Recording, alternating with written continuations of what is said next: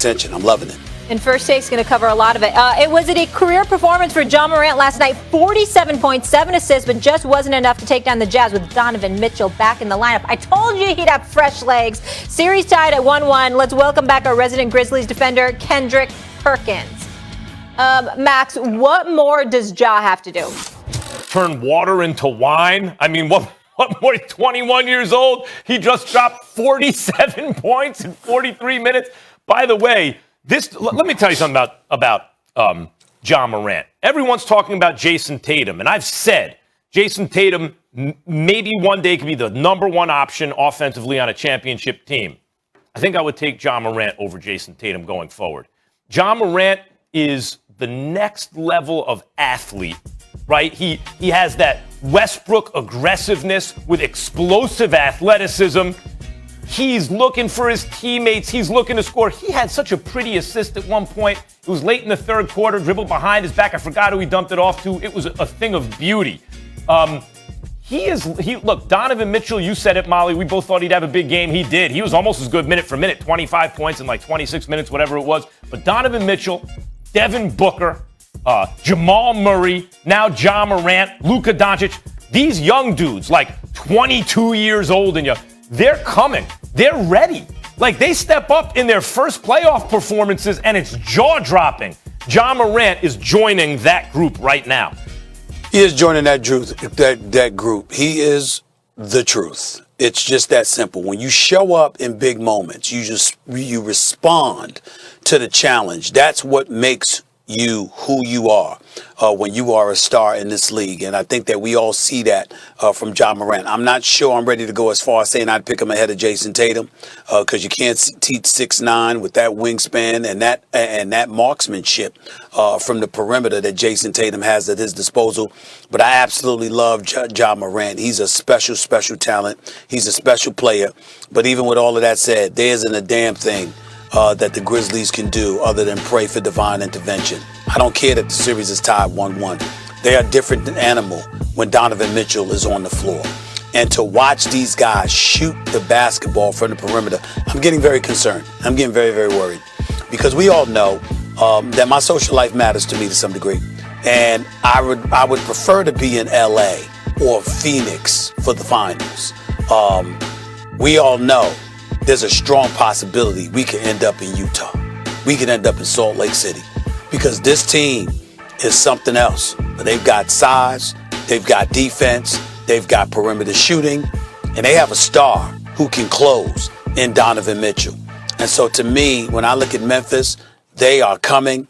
They are a team to be reckoned with. We have to respect them.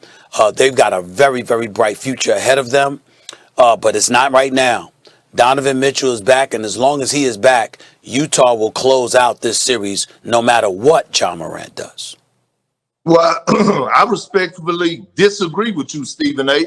When you look at Ja Morant and just look at his history, not getting recruited that heavily coming out of high school, going to a mid-major school at Murray State, and look, no one knew about him until he took that school to the tournament, and he shined when the lights hit the ice. And when he got to Memphis, no one expected them to even be good. They thought that they would be in the lottery again. What did this dude do last year? He had them in the 8th seed. He had them in the play-in tournament. Even in the play-in tournament against the Portland Trail Blazers, he shined bright. He didn't have enough to get over the hump.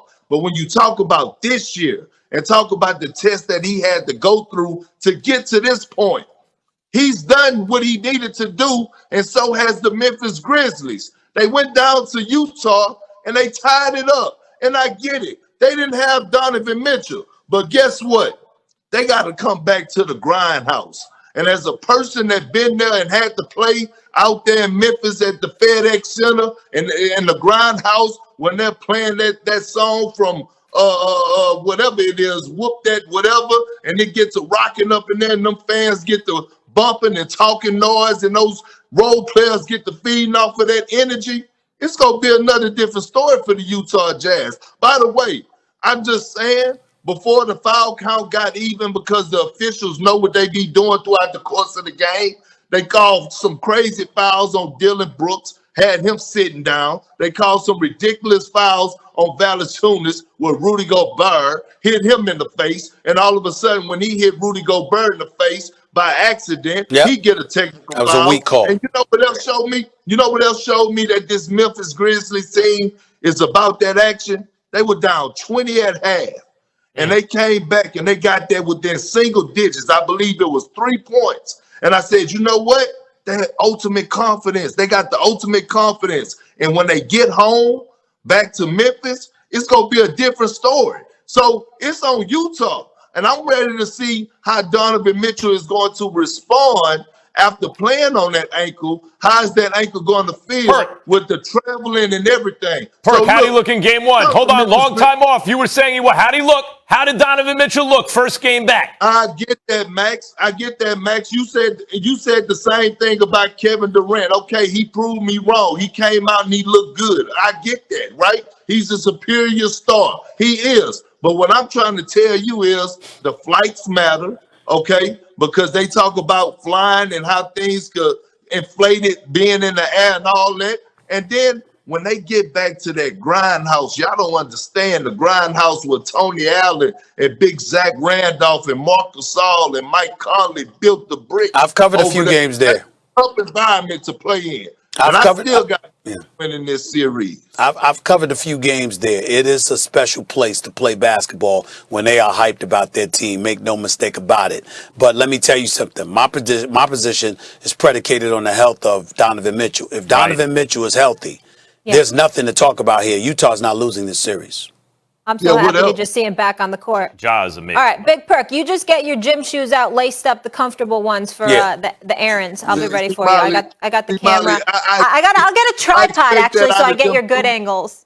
Yeah, but I'm saying I expect that out of them too, but I didn't expect that from you today. I expect that type of stuff. Oh, Molly can slide them in now. Molly can slide them in. Yeah. She'll slide them in if you're not expecting it. You know what I'm saying? She'll slide in some shots, no question. But it's all right. It's okay. Molly's got jokes. Can I have a little fun? All right, Perk, we'll talk to you in a minute. All right, when we come back here, Entourage fans, Knicks fans, what a treat we have for you coming.